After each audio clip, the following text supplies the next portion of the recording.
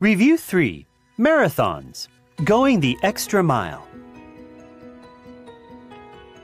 Standing here at the finish line of today's Taipei Marathon, I'm witnessing more than 47,000 excited participants enjoying a wonderful feeling of solidarity.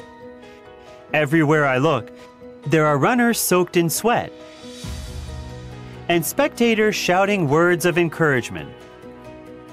What marvelous sights! The excellent atmosphere is certainly heating up with this wonderful overflow of enthusiasm. I don't know about you, but my heart is definitely racing. As that reporter discovered, the marathon is a truly remarkable race, loved by millions of people around the world. What the majority of fans perhaps don't realize, however, is just how far back the history of this increasingly popular activity stretches. The marathon is actually a long-distance race named after the ancient Greek town where the sport originated. In 490 BC, Greece was invaded by the Persians.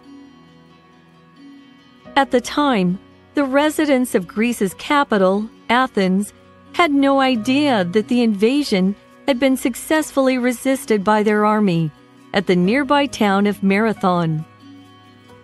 Only when one man, Pheidippides, swiftly ran the whole way to inform them of this did they hear the good news.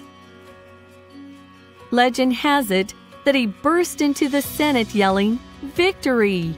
before he dramatically collapsed and died from exhaustion.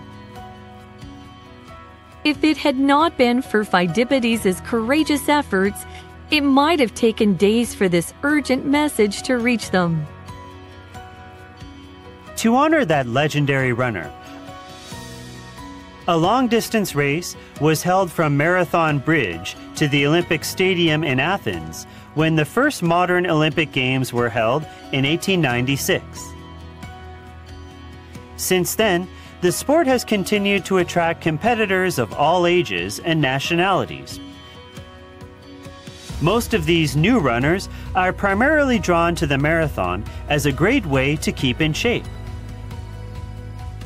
Additionally, running also provides an outlet for excess energy and can relieve stress. Some might even claim that marathon runners can become addicted to the sport.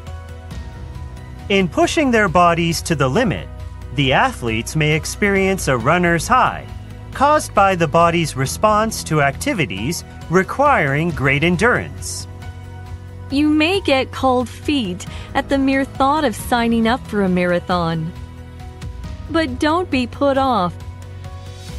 Try training to develop confidence and strengthen your body. Experts suggest that people intending to run a marathon start small and work their way up. For example, if you can complete a 3-kilometer run with relative comfort, make that your starting point. Then plan a training schedule to slowly increase the distance of your runs. Before long, you'll find yourself running a full 42-kilometer marathon. Note that during training, maintaining a strict diet is critical. Bananas and pasta will provide much-needed carbohydrates, and plenty of water will keep you hydrated. Being tough for your body to digest greasy food or too much protein is strongly discouraged. Remember that running a marathon is hard on the body, so only by following these tips will you stand a good chance of reaching the finish line. Above all, try to remember that in this sport, it is not the finish line that matters, but rather the journey that gets you there. Enjoy running this tough but rewarding path at your own pace. Fight and strive every step of the way, and finally, never give up. That's where your true victory lies.